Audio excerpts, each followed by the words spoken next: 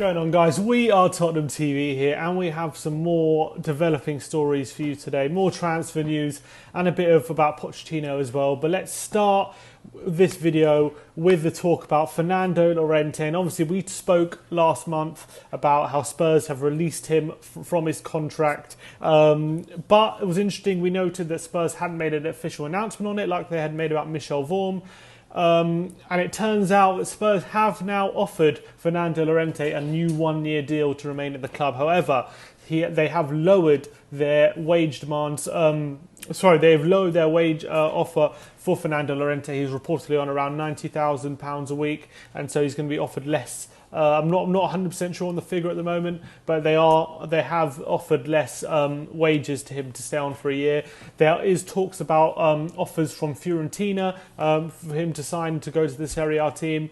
But as for Spurs, it's interesting that we've obviously offered him the one-year deal. I'm not totally against it, but I feel like maybe he did a good job for us last season, and maybe it was time to maybe look for an upgrade and move on. But you know, Spurs like to kind of save every pound they can, and it appears even after breaking our transfer record, we're still looking to that same option. Now, Fernando Llorente, I think he's a good player. I think he did a good job for us last season. I think it was underrated, his impact, especially in the Champions League games and many Premier League games as well. He would come off the bench and really change the game and make a difference. And I do think he's a very effective player. When we were pumping it long, using his head, using his chest, especially in that game in Amsterdam in the second leg. In the second half, he really did change the game. They didn't know how to deal with him. So I'm not totally against us re-signing him. However, I don't like to see us go into games with him leading the line up front by himself. I really don't think that works. I think he works definitely better in a two-man strike force. I think that's the way we got to go. So in that sense, I would still like us to sign another striker to make three up there instead of just having Kane and Llorente, because it kind of means like if Kane's injured, either we go with Son or we go with Llorente up front. And I don't like having Llorente by himself up top. It doesn't work for me.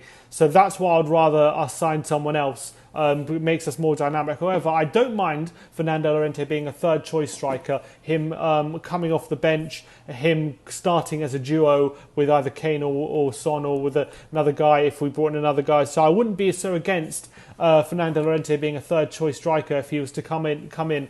So I'm not totally disheartened.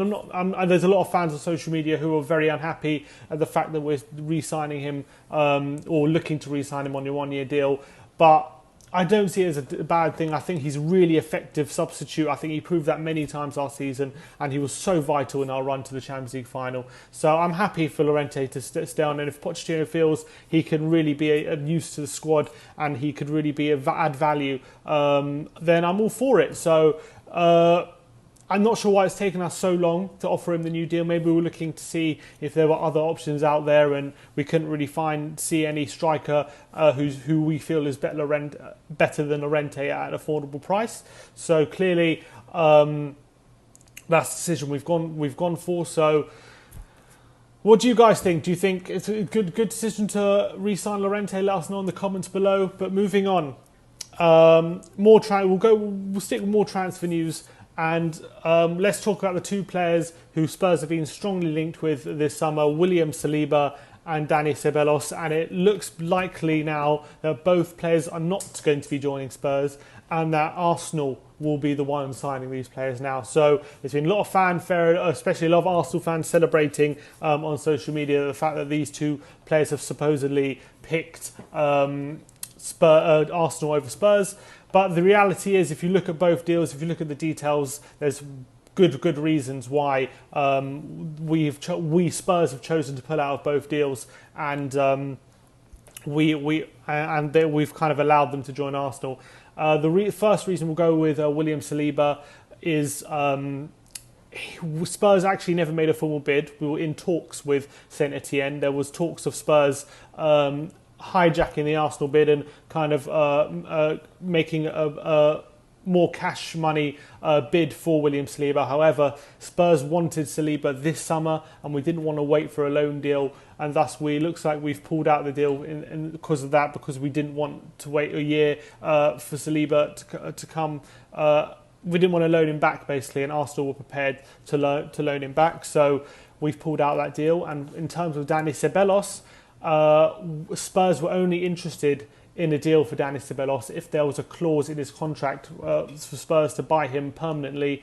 And because Dani Ceballos didn't want that clause because he fully intends to return to Madrid next season, Spurs pulled out the deal because they didn't want to be used as a platform for Dani Ceballos to kind of show his talent and then just move on after a year. They didn't want to give squad space. They didn't want to give squad space to a player who basically wasn't interested in the long-term future of the club, wasn't interested in being there in a few years' time, was only looking kind of returning to Real Madrid. So I think it's understandable in that case that we didn't want to give squad pace to a player who's not committed to the long-term future. And I guess Arsenal in a desperate state where they need players now on a loan deal for a 1-year loan deal for him kind of suits Arsenal because he doesn't want to stay there for a year. He'll get some game time and then he'll go back to Real Madrid. So I would prefer us to sign a player who wants to be at Spurs for the long term. So that's why we pulled out the deal, and it looks like Arsenal have a free run at him. So good luck to him. Hopefully, Arsenal don't have a great record of loan deals in recent times. Kim Kallstrom and Denis Suarez. So there you have it. That's why it looks like we're not getting those deals done. So I still believe Pochettino has that hunger to really win those big trophies at Tottenham. And I don't think he just wants to win the one big trophy. I think if he can see a project that's in it for the long term, that is willing to build on success year on year, it's different to the project he was handling before, which was kind of work within your means and we're going to kind of penny pinch and we're going to not supply him with the players he needs. If that's going to change, and maybe he can see a different kind of project developing, and he wouldn't think his work is finished once one big trophy has been won, which is, I think, what he was getting at.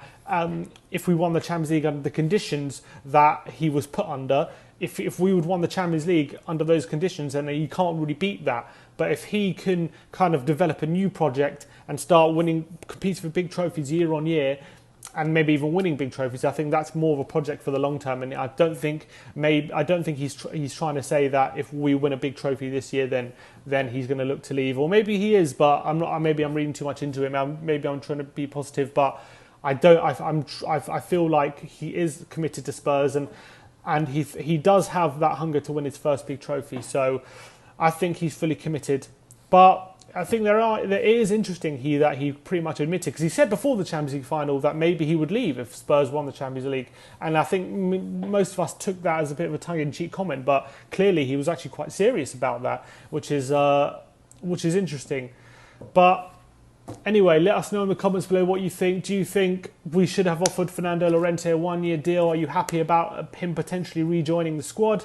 Are you gutted about missing out on Saliba and Dani Ceballos, given the facts that I gave you, that Ceballos didn't want to include a clause in his contract to sign permanently, and Saliba would have gone back on loan to St Etienne for a year?